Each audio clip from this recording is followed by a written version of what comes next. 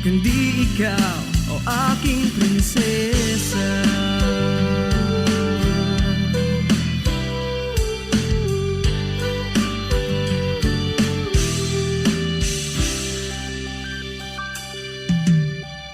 Ano bang hahanapin pa? Complete package ka na. Hindi lang puro ganda, may talino pa. Ang puso mong mamahalin, hindi babasagin. Pag-ibig mong nagniningning sa aking piling. Oo, nasa'yo na ang lahat. Sa totoo lang, higit pa sa sapat.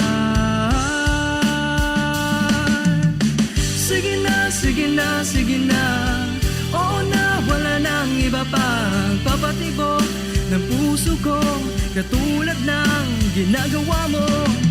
Hindi na dapat pang mangamba, puso ko ay nabihag mo na. Walang ibang mahal, kundi ikaw, o aking prinsesa. Kung isa-isahin ang maganda sa'yo, baka di na matapos ang kanta na to. Sa ganda mo pa lang, madami na akong nasulat. Wag na yung iba, baka kasi sila magulat. Sa bawat tingin, lalong gumaganda. Pumupuso ang mata pag nakikita ka. Para kang bulaklak na bawal kong pitasin. Para kang ulam na bawal kong papakin. Di ako marunong mag-rap, pero para sa'yo ako'y magpapanggap. Di kaya mag-double time o kaya mag-triple time. Sa'yo lang buong time, sa iba wala nang time. Sige na, oo na, wala nang iba pang papatibok ng puso ko, katulad ng ginagawa mo. Hindi na dapat pang mangamba, puso ko ay nabihag mo na. Walang ibang mahal, kundi ikaw, o aking prinsesa. Sige na, oo na, walang iba pang prinsesa. Puso ko, katulad ng ginagawa mo. Prinsesa, puso ko ay nabihag mo na. Walang ibang mahal, kundi ikaw, o aking prinsesa. O aking prinsesa. Bayang magiliw, perlas ng silanganan. Alam ng puso, sa titik mo'y buhay. Lupang hinirang, duyan ka ng magiting. Sa manlulupit, di ka masisingil. Sa dagat at bundok, sa simoy at sa langit mong bakaw. May nilang ang tula at awit sa paglayang minamahal. Ang kisap ng watawat mo'y tagumpay na nagdidikdik. Ang bituin at araw niya kailan pang may magdidilim. Lupa ng araw ng walo aming pagsikta. Buhay ay langit sa likod. Aming ligaya na pag may mamapit. Pagkamatay ng dahil sa'yo. Morning is fast approaching. Let us awaken to the dawn of the new day with God as our constant guide. God our Father, may you grant us wisdom in our decision, courage to rise from all our mistakes, devotions to our duties, and gladness to share and cooperate for the good of our families and our community. May you spark in us a love for the truth and respect for one another. May you preserve us from false pride, unselfishness, and help us to live in peace with one another as brothers. Amen. Good morning. This is radio station DYWB, now signing on. DYWB is a commercial radio station owned and operated by the People's Broadcasting Service Incorporated. as authorized by the National Telecommunications Commission. DYWB operates daily from 4 o'clock in the morning to 11 o'clock in the evening on 630 kilohertz with a power of 10,000 watts. DYWB is broadcasting from Bacolod City, Republic of the Philippines. DYWB is maintained and operated by the following personnel, duly licensed by the National Telecommunications Commission. First-class radio telephone operators. Joselito Pagayon, Chief Technician with license number 94-1PVI-12314.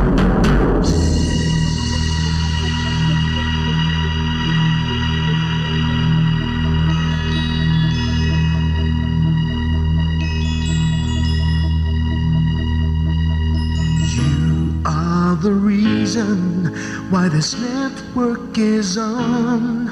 We're standing together, so loud and so clear. And on your radio, we aim not just fun. We're here for you with our great big helping hand.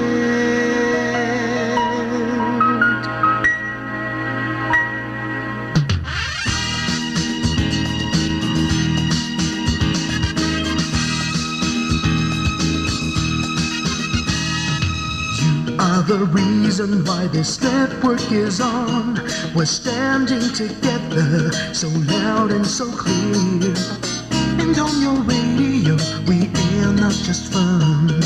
We're here for you with our great big helping hand. We have the power to tell the truth without fear, with favor to no one. We stand as one. Turn on your radio and stay where you are. Listen to the bombo and we'll take you near or far. We are here to speak the truth and let you know. We are here for anyone who needs a helping hand. We are here to find the way to freedom and peace.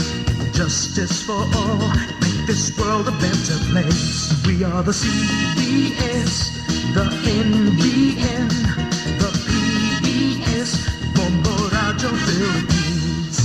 Listen to the voices with no acts of arrogance, with candor and politeness. We are pledged to everyone. We dedicate ourselves, our fortunes, our lives. No matter what it takes, no matter what is sacrificed. We are here to speak the truth and let you know. We are here for anyone who needs a helping hand. We are here to find the way to freedom and peace. Justice for all, make this world a better place. We are the CBS, the NBN, the PBS, Bombo Radio Philippines. Bombo Radio is here for you to let you know what you. And because we care, we listen, we hear all the cries and whispers. We shall be free and fair. We are here to speak the truth and let you know. We are here for anyone who needs a helping hand. We are here to find the way to freedom and peace and justice for all, to make this world a better place. We are the CBS, the NBN, the PBS, Bombo Radio Philippines. We are the CBS, the NBN, the PBS, Bombo Radio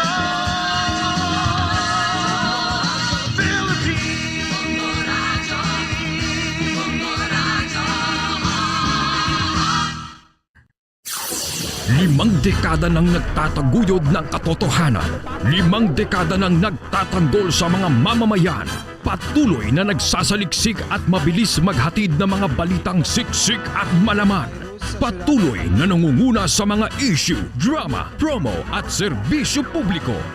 Ito ang Bombo Radio Bacolod, ang pambansang radyo ng Pilipinas. Basta Radio Bombo! Bombo Radio Bacolod. Basta Radio Bombo!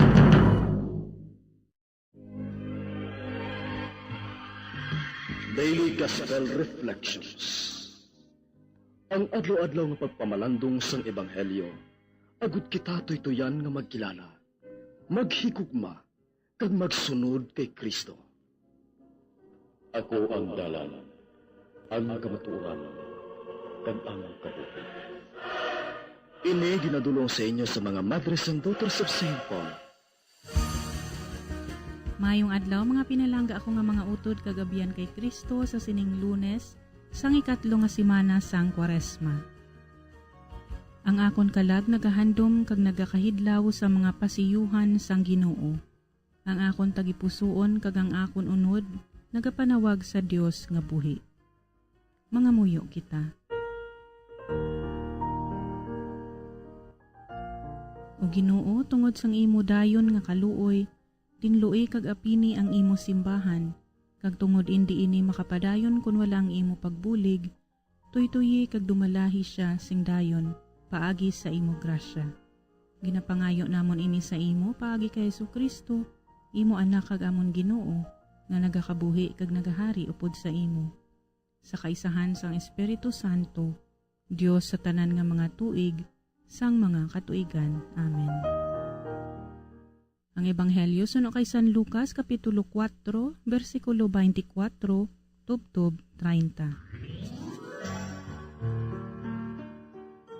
Si Jesus nagsiling, sa pagkamatuod nagasiling ako, wala sing propeta nga ginabaton sa iya kaugalingon nga banwa. Matuod nga madamo ang mga babae nga balo sa Israel sang panahon ni Elias, sang gintakpan ang langit sa sulod sang 3 ka tuig kag tunga, kag may dako nga tigulutom sa bugos nga kadutaan. Apang si Elias wala ginpadala sa bisan isa sa ila, kundi sa balo lang sang Zarephath sa kadutaan sang Sidon.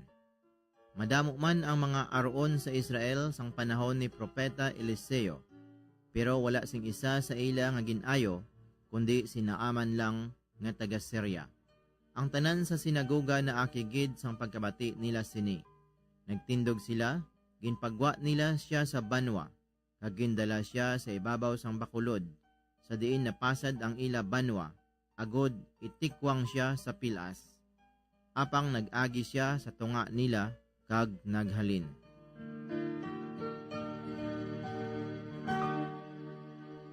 Para sa aton pagpamalandong sa Ebanghelyong aton nabatian, aton liwat ginaabi-abi si Father John Glenn Maleficiar, sang Society of St. Paul Iloilo, sa iya pagpaambit sa aton sang iya reflection sa Ebanghelyo sa sininga adlaw. Maayong aga kag welcome sa gihapon sa aton programa, Father JK. Maayong aga, Sister Ninya, kag mga utod ko kay Kristo. Salamat sa Dios kay Lunes na. Kabay pa nga manami ang inyo pagbugtaw kag ang grasya sang aton Ginoo yara sa inyo. May ara ka bala kahisa sa imo huna-huna kag tagipusoon. Isa ka gabi may manog nga nagalagas sang isa ka ipot-ipot, kay gusto niya ini kanoon. Nagpundo lupad ang ipot-ipot, kag ginistorya sini ang manog. Abyan ko nga manog, siling sang ipot-ipot. Pwede ko ana ikaw pamangkuton, antis mo ako kanon? Sige, sabat man sa iya sang manog. Abyan, nga gusto mo ako kanon. Mabusog ka gidhaw kung makaon mo ang akon jutay katama nga lawas? Hindi, sabat sang manog. Di may malain bala ako nga nahimo sa imo, pamangkot liwat sang ipot-ipot. Wala, sabat sang manog. Natingala ang ipot-ipot gani na mangkot iniliwat. Di, abyan, nga gusto mo ako kanon. Kag ang manog nagsabat. Tungod kay hindi ko gusto makita ang imo kasanag. Mga utod kung kaisa, may ara kita pamatasan kasubong sang manog sa istorya. Hindi naton gusto makita ang kasanag sang iban nga tawo. Nabudlayan kita maghatag sinsero nga pagdayaw sa maayo nila nga mga binuhatan o kun maayo nga nadangtan sa kabuhi. Kuntani, pasalamatan naton ang Dios sa iya ginhatag nga kaayuhan kag bendisyon sa sini nga mga tawo. Sa baylo, aton pa sila ginahikayan, ginayaguta, ginainsulto, kag ginahisaan. Amo bala ini ang natabo sa aton ebanghelyo, sang nagpauli si Jesus sa Nazaret, ang lugar kung sa diin siya nagdako. Kilala gid ang aton Ginoo sa mga tawo didto. Siguro ang iban sa ila nangin playmates pa niya. Ukon mga kasilingan nga nakahibalo kung ano ang pangabuhi isang Sagrada Pamilya, ila binagid kung paano nagdako si Jesus. May ara man siguro mga tawo nga naggiya sa iya sa paghimo sa mga buluhaton bilang isa ka bata kag ulitawo sa sulod sang sinagoga. Sa malipot nga pulong, madamo gid sila rason nga mangin masinadyahon tungod sa kasanag nga ila nakita kay Jesus. Sarang gid nila ini nga dayawon kay kadamo siya maayo nga binuhatan sa iban nga lugar. Ugaling, wala ini matabo. Sa baylo nangin demanding kay Jesus ang iya mga himata kag kasimanwa. Gusto nila himuon man sang aton Ginoo sa ila ang mga milagro nga iya ginahimo sa iban nga lugar. Gani, sang mabatian nila ang matuod nga tinutuyo ni Jesus, nga ini siya ginpadala sang Dios Amay, hindi lang para sa ila merito, kundi para sa kaayuhan sang tanan, naglaid dayon ng ila buot, kag nangakig sila sa iya. Ang masubo, gusto pa nila patyon ang aton Ginoo, paagi sa pagtiklod sa iya sa pilas. Mga utod, tandaan naton ini. Ang kahisa, kung kaisa, makamamatay. Ang pamangkot ko nga abala may mga tinion, nga kabudlay sa aton, magmangin malipayon sa kaayuhan, nga naangkon sang iban nga tawo. Nga abala, hindi madali sa aton na maghatag sinsero nga pagdayaw sa tawo nga may maayo nga hinimuan. Sa baylo, kadasig sa aton makakita kag makahambal kung ano ang hindi naton gusto sa iban. Dumdumon tani naton nga bendisyon ang presensya sang maayo nga tawo sa aton kabuhi.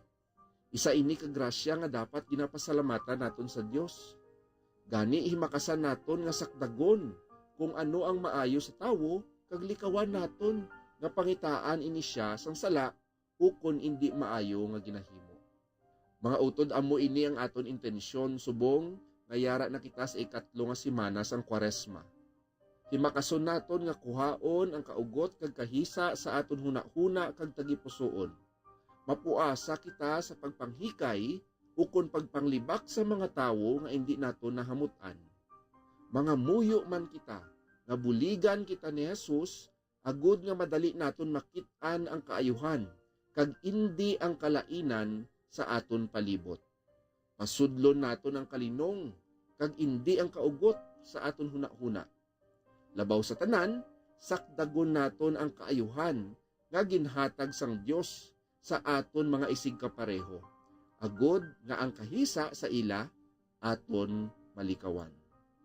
Kagkabay pa, na igakabuhi gid naton ang ini nga mga pangamuyo sa adlaw-adlaw nga tanan. Amen. Madamo gid nga salamat, Father JK, sa aton matahom nga reflection sa sini nga aga. Kung gusto ninyo makig-angot sa mga kaparian kag brothers sang Society of St. Paul, mahimo ninyo sila makontak paagi sa ila FB page, St. Paul's Iloilo. O kung makig-angot sa sini nga address, Society of St. Paul, Aganan, Pavia, Iloilo. Mga abyan, tubtob na lang anay kita diri. Akon gid ginapasalamatan ang tanan nga mga Pauline cooperators, collaborators, benefactors, kag tagdumalahan sang sini nga istasyon. Kung gusto ninyo iupod ang inyong mga intensyon sa amon pagpangamuyo, ipadala lang ninyo ini sa Pauline's Media Center, Bacolod. Daughters of St. Paul, 29 Corner Hernaez Streets, 6100 Bacolod City. Daughters of St. Paul, Iloilo, 425 E. Lopez Street, 5000 Haro, Iloilo City. Telephone number 320-9487 o mag-text sa 0943-5410-771. Sa ngalan sa mga madres ang Daughters of St. Paul, ini si Sister Nina Lorilia. Kabay nga ang paghidait ni Kristo nga amo ang dalan, kamatuuran kag kabuhi, magpabilin sa inyo tanan.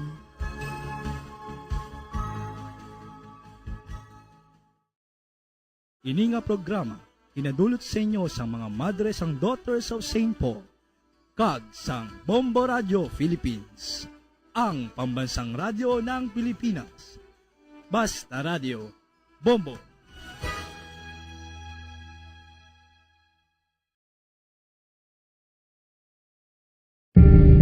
Tips sagud malikawan ng insomnia. Ang pagtulog sang maayo ang makaapekto sa mental kag physical health sang isa ka tawo. Apang kung kaisa hindi maligar nga nagaka-eksperyensya sa ginatawag nga insomnia, gani ari ang matip sagud malikawan ini kag mas makatulog sang maayo mga kabombo.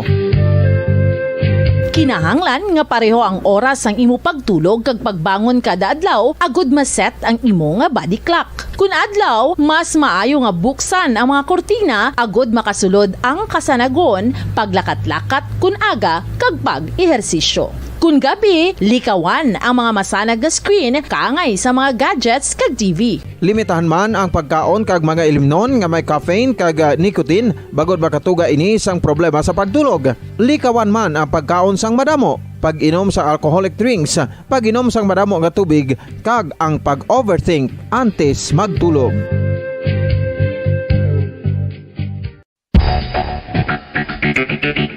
Ang husto nga paggamit sang earphones o kon headphones.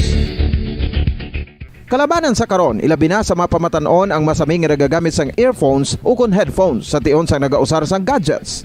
Apang, ano bala kalawig ang aton paggamit sang earphones kag headphones? Nakahibalo bala kamo mga kabombo nga ang tuman kalawig nga paggamit sini ang makatugas ang ear noise o kon acoustic trauma? May pila naman ka tips nga makabulig agud mahalungan naton ang aton dulungan kag pamatinan. Dapat nga ipabilin nga yara lang sa 60% ang volume sang aton nga mga earphones o kon headphones. Likawan nga masobra sa 4-5 ka oras ang tayuyon nga paggamit sang earphones o kon headphones. Magtala na sang 15 minutos nga break matapos ang 1 ka oras sagud nga makapahuway ang aton palamatinan. Masami nga tinluan ang earphones o kon headphones kag mas maayo nga gamiton ang duha ka earpiece sang aton nga mga earphones.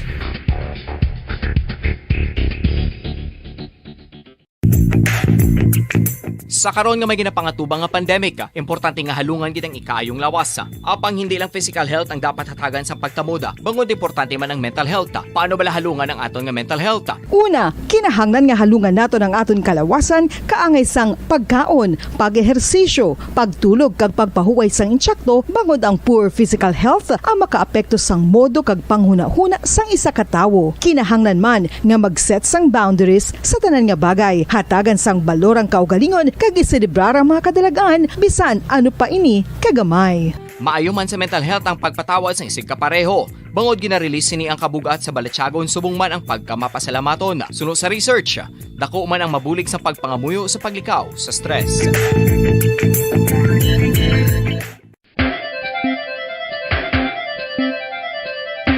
Ang talaba.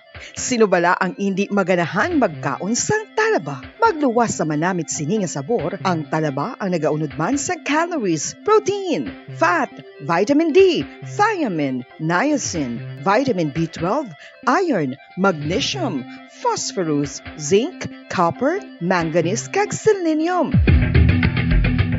Isa ini sa mga source ang high quality protein nga nagaunod sang siyam ka importante nga mga amino acids nga kinahanglan sang lawas sang tawo. Nagaunod man ini sa antioxidants nga maayo para sa atay. Apang ang pagkaon sang talaba ang mayara man sa mga risgo. Bangod nagaunod ini sa mataas nga amount sang zinc nga delikado sa kalawasan kon masobrahan. Ang pagkaon sini nga hilaw ang makatugaman sang bacterial infection kag makatuga sang diarrhea, pagsuka, hilanat kag iban pa nga seryoso nga kondisyon. Gani sa pagkaon sang talaba, kinahanglan hagan-hagan lang.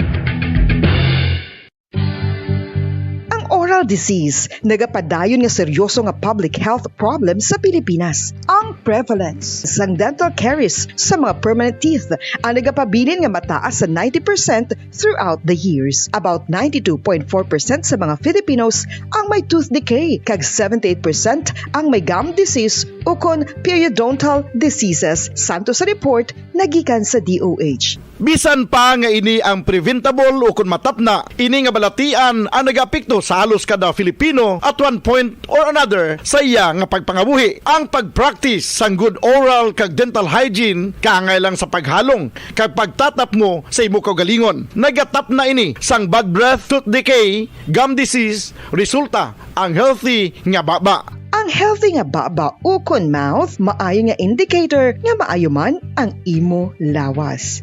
Gani halungan gid ang aton nga dental health. San o ikaw ulihi nga nag-ilis ang sponge nga ginagamit mo sa paghugas sa mga kitchen utensils? Ang kitchen sponge mga kabombo, ang mas mahigko pa sa toilet. In fact, ginpahayag sang microbiologists nga ang mga butang nga ginagamit naton sa pagtinlo sa mga dishes ang pinakahigko nga bagay sa balay. Sa isa ka pagtuon nga na-publish sa journal nga Scientific Reports, ang spongy bacterial colonies ang mas delikado sa aton ikaayong lawas. Bangod sini, ginarekomendar sa mga researchers nga dapat islan ang sponge kada simana. Ang kitchen ang lugar sa aton balay kung sa diin nagasugod ang mga new bacteria. Bangod sa human traffic kag food preparation. Bangod ang sponge ang masami nga warm, mabasa kag matrace ang old food. Ini ang ideal nga breeding ground para sa bacteria. Suno sa pagtuon, maayong idea nga tinluan ang sponge kada tapos gamit. Apang ginasuggest sa mga researchers nga regular nga islan ang kitchen sponge. Ang kitchen ang lugar sa aton balay kung sa diin nagasugod ang mga new bacteria. Bangod sa human traffic kag food preparation. Bangod ang sponge ang masami nga warm, mabasa, kag may trace ang old food. Ini ang ideal nga breeding ground sa para sa bacteria. Suno sa pagtuon, maayo nga idea nga tinluan ang sponge kada tapos gamit, apang ginasuggest sa mga researchers nga regular nga islan ang kitchen sponge. Yari na ang isa sa nakapabaylo kag nakabaton sang brand new radio set with AM and FM band kag 1,000 pesos cash. Nagikan sa Bombo Radio Bacolod. Ko si Anisito Delicano, taga Libertad Extension, Bacolod City. Nagbabaylo ko sang radyo nga ginatag sa akon sang Action Radio kay nagaungot sa ilalang estasyon.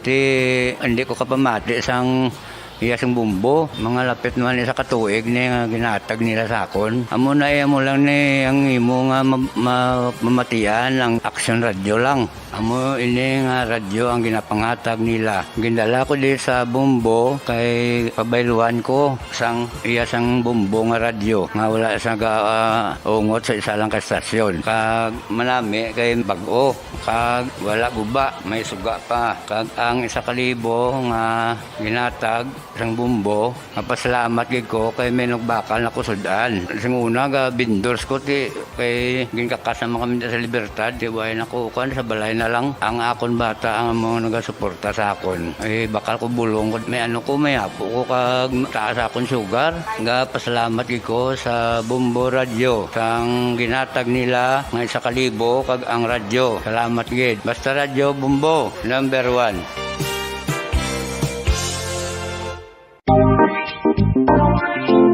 Mga kabombo, nakahibalo bala kamo, naghampak na sa